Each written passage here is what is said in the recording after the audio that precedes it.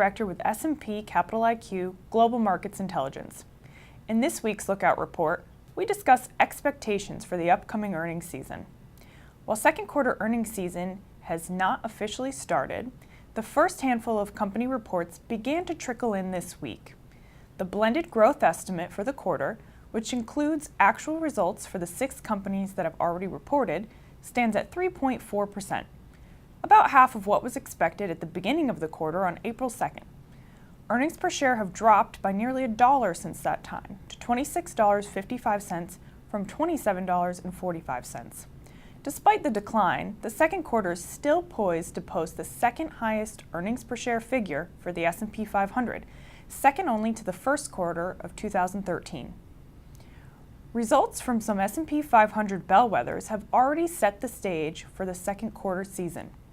Of the 6 companies that have reported, all have beat earnings expectations, and 4 have beat revenue estimates.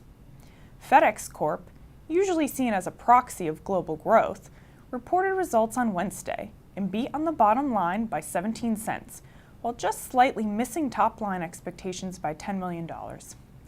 The company said that despite the positive developments in the second quarter, they did not fully offset tepid economic growth and customer preference for less costly international shipping services, which ultimately led to that revenue miss.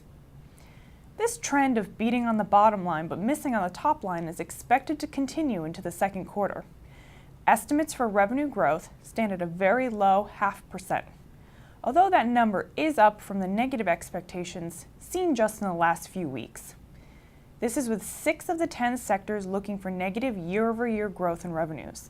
The biggest offenders are energy and utilities, while consumer discretionary continues to be a leader with anticipated top-line growth of 15.4%.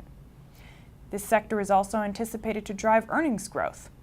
In total, 4 of the 10 sectors are expecting positive earnings growth for the second quarter, with financials and consumer discretionary leading the pack with double-digit growth estimates. Second quarter earnings season officially kicks off on July 8th when aluminum giant Alcoa releases earnings. I'm Christine Short. Thank you for tuning in to this week's edition of the Lookout Report.